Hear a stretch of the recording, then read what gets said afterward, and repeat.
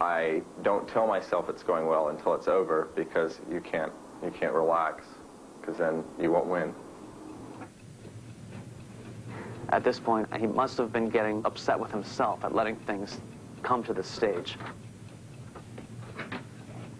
One of Gary's problems is that there are very few opponents that can stand up to him, and he has demonstrated this, easily beat them in much less time than he has to stay at the board in a one-to-one game. Gary was taking a risk in this event here. You're not supposed to be able to do this kind of thing, that anyone dares to challenge a team that is so strong all by himself. I don't think it's ever been done at this level before.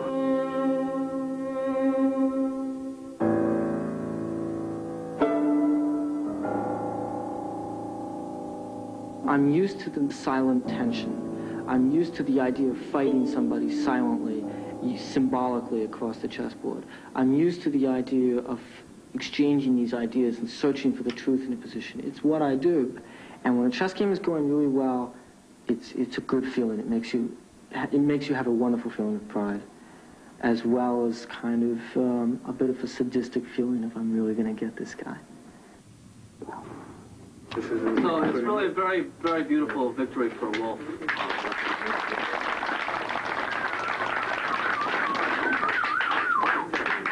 Kasparov will lose a point over there. He'll pick up 3 points. So far it looks like on Gurevich, Fishbein, and Rao. And this is totally up in the air. I mean, if Rachel manages to score in this game, then the Americans have done very well here.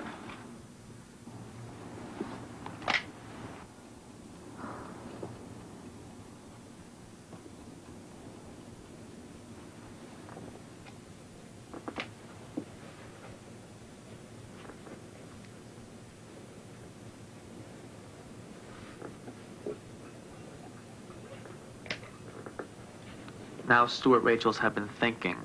This is part of Kasparov's plan. He knew that Rachels was a time trouble addict, so Kasparov simply moved his whole army forward into Rachels' position. The threats weren't really so tangible, but Gary gave Rachels no time to think.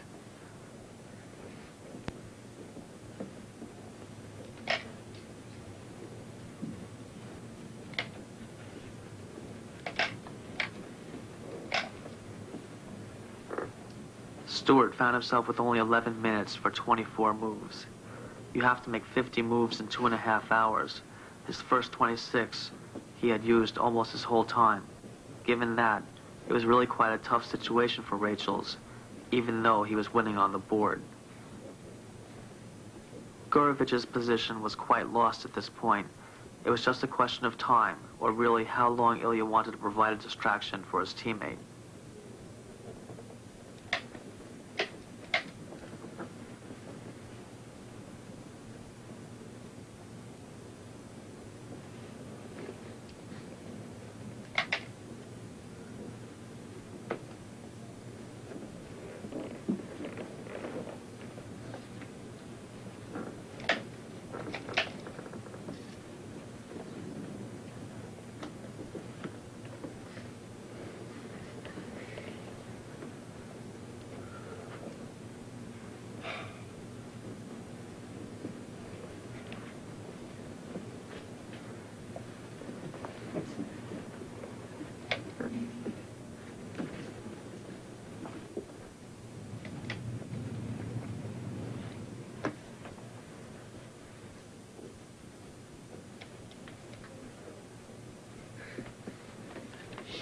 That was the big break for Gary in this match, that he managed to turn a position which had totally deteriorated into a win for himself.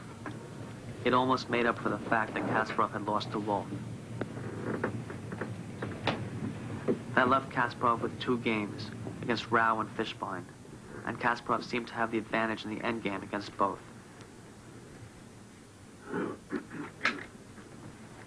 After a long and difficult struggle, Rao finally resigned.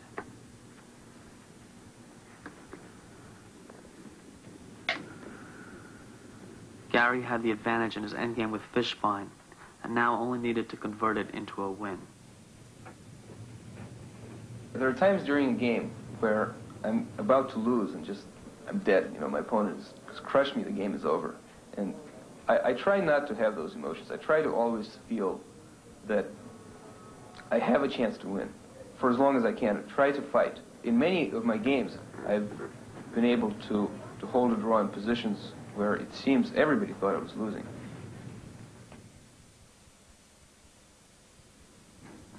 After the opening, I didn't feel very good about my position. I was right.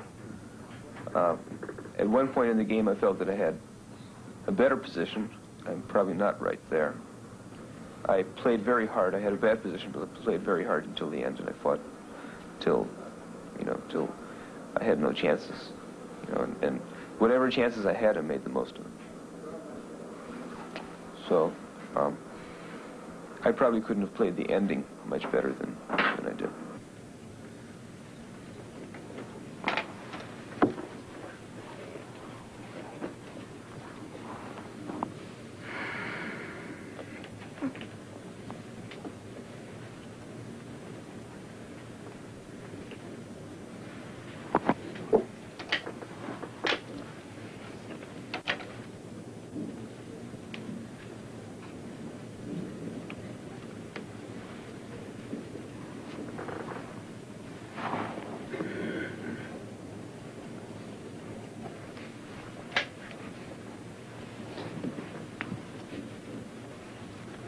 Kasparov made a mistake at the end of the game, which allowed me the chance to draw the game.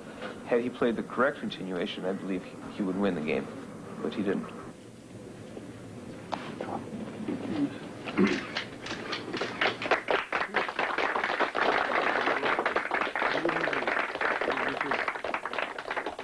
Kasparov himself said once, a game against the world champion is like a test.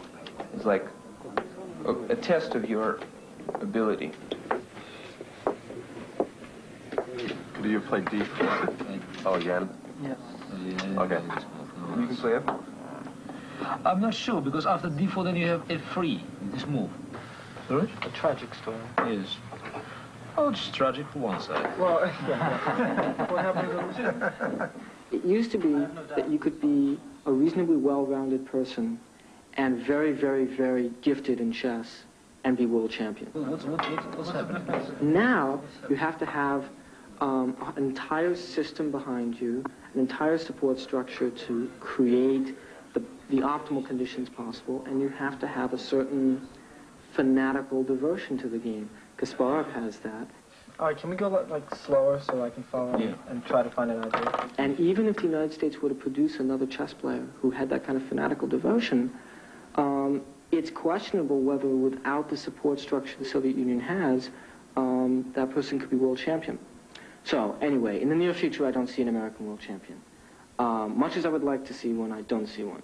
For Kasparov, becoming a chess professional was a very natural choice. When he was very young, the people around him recognized his great talent, and chess is state-sponsored and encouraged. So for Kasparov, who had all the best trainers, it's very natural that he's going to become a chess professional. He got better and better. You know, suddenly he was one of the top 5 players in the world. But in the United States, you really have to love the game, because there's not only the problems with travel and with work, but it's just problems with money. I mean, you're just going to be poor unless you become the very best. I was in trouble, big trouble. I was liking this game. It was good compensation for another one.